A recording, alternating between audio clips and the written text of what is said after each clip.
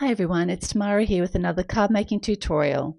This time I'm using the fun image Santa's Vacation from Wandering Rabbit. I'll be doing some Copic colouring of the image and also some masking and an ink blended background. So let's get started with some ink blending.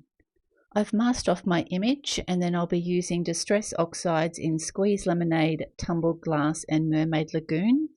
I will be using some ink blending brushes for this particular ink blending, as I am kind of ink blending between two very different colours, being the yellows and the blues. And I just find when I'm doing a light kind of blend like this, using the brushes are a lot easier than my domed applicators. So I have sped up this process. I'm going to keep the squeeze lemonade just around the image itself, so it looks like the sun's kind of radiating out from the Santa Claus, and then adding the tumbled glass onto that. I'm just working between the two colors. Obviously yellow and blue kind of make kind of a green aqua color together, so I am trying to keep as much yellow in there as possible as I ink blend between the two. I am going to finish off with the Mermaid Lagoon. I did like how the darkness of this blue really highlighted that yellow, so I tend up using most of the Mermaid Lagoon and the Squeeze Lemonade together, as I found it did a really nice blend once they did combine. I'm adding my brush to the actual sponge itself with the Mermaid Lagoon, but tapping any excess off onto my glass mat and then using that to add ink as well. I just find that, it kind of helps you control the amount of ink going onto your panel when you do that. So you'll see me kind of coming back and forth, working in circular motions as I get these two colors blended together. I did that, set that aside for some time to dry, and once that had dried, now I can pull off my mask. So what I normally do is print off my actual image itself, and then also run a piece of white printer paper through with some masking paper on top of that to print another image, and then cut that out to use as my mask. It works really, really well. I'll now put on some music while I do the Copic colouring, and then we'll come back to finish this card off.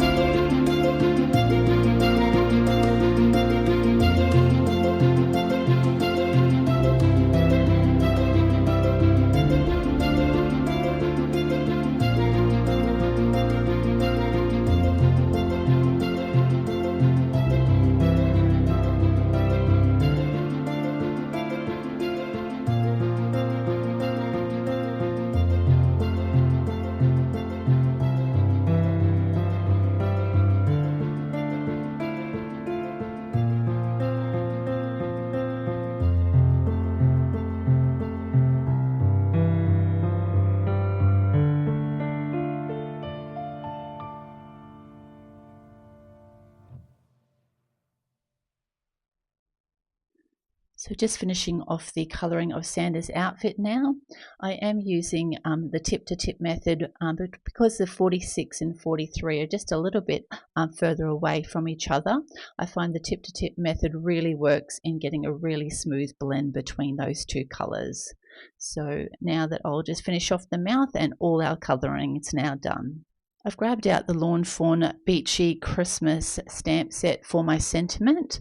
Initially, I was going to use a combined sentiment saying warmest Christmas wishes. I did want it to kind of go across the page, but once I kind of add everything in together, I realized that it's going to be too long.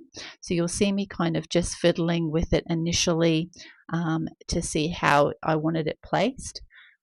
So I was going to keep it a long ways, but then I decided just to kind of get it to go down the right hand side of the card, one word after the other. But I decided in the end that I did really want just a single sentiment along that top. So I'm kind of just fiddling with this, just working out what I want. In the end, you'll see me just grab it all and scrap that idea and grab out the season's greeting sentiment from that same stamp set. And I just liked how that kind of just had that single sentiment just running across the top of our card. So I'm just kind of lining that up initially, like eyeballing it on my card front, and then when I close my Misty door, I can line it up with the line, the grid mat lines that are on the actual card itself. So I'll just grab out my VersaFine Onyx Black ink, and as I hadn't used this card, this actual stamp before, I've just given it a rub to kind of prep it, and then we'll get that stamped out onto our card front. And to make sure we've got a good impression, I'll give it another stamp, and that has a nice black impression on there for us. I have cut and scored a blue card base and put some glue on the back of my image panel. So we'll just get that attached to the front of our card, just leaving a nice border around all the four sides and making sure that's adhered nicely. Using the mask to cover up your image and doing an ink blended panel behind just makes it really easy to get a card to come together and makes your image pop. I hope you've enjoyed this card making tutorial and it gives you some ideas for your own cards. If you have liked it, please make sure you hit the like button, and if you'd like to see any future videos, make sure you hit the subscribe button. Thanks so much for watching. Have a great day. Bye.